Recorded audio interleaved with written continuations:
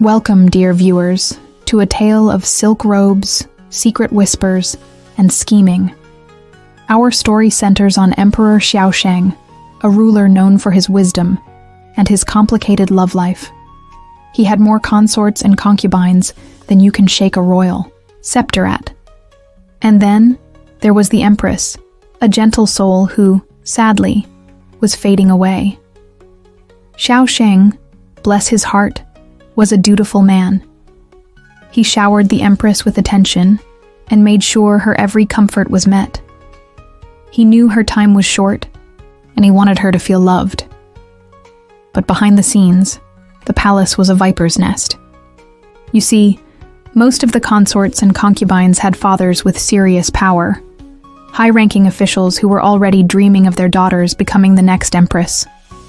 Except for one, Ling Sar, sweet, kind Ling. Her father, a low-ranked minister, mostly known for his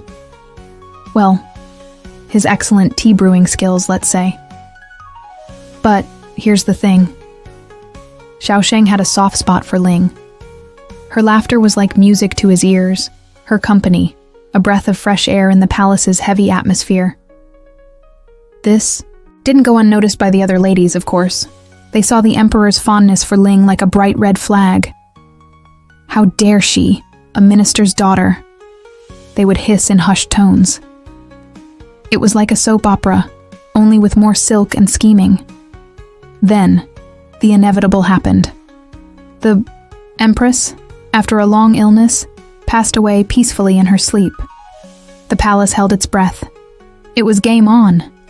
The fight for the title of Empress became an all-out war, and it was less graceful dance and more slapstick battle. The consorts were practically tearing each other's hair out. Accusations flew like poisoned darts. "She stole my favorite hairpin," one would shriek. "Her tea is trying to make me bald," another would wail. The palace was less a place of mourning and more of a very expensive reality TV show. Behind the scenes, the fathers were just as bad. Secret meetings were held, alliances were forged, and plots were hatched. "We must secure the throne for my daughter," one declared, slamming his fist on a table. "No, mine. She has the most elaborate headdress," another would argue. These men were so focused on their daughter's claims, they probably forgot they were supposed to be running the country. Meanwhile, our poor Ling was trying to water her flowers and avoid tripping over the constant parade of scheming ladies. She hadn't even considered becoming empress. She just wanted to tend her herbs and maybe get a smile from the emperor once in a while. The emperor, he was completely overwhelmed. The constant bickering and backstabbing was giving him a headache. He longed for the peace and quiet that Ling brought him. He was starting to see through the facade of the other consorts and their fathers. He saw how they used their high status to manipulate the court. He started asking himself, who can I trust? Then came a twist. A secret letter, delivered under the cloak of darkness. It revealed a conspiracy.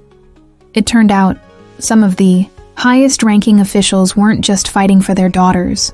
They were planning to overthrow the emperor completely and put their own puppet on the throne. Emperor Xiaosheng was furious, betrayal right under his nose. It was a classic palace intrigue situation, and he had to act fast. He needed someone trustworthy, someone who was loyal and who cared for him, not his title. His eyes drifted towards Ling, who was now walking past his window. And in that moment he knew he had found his ally. What happened next? Well, that's a story for another time. Did Xiaosheng defeat the conspirators? Did Ling become the next empress? And most importantly, did the palace ever get any peace? Stay tuned to find out, dear viewers. Want to see how this story ends? Subscribe now so you don't miss a single episode.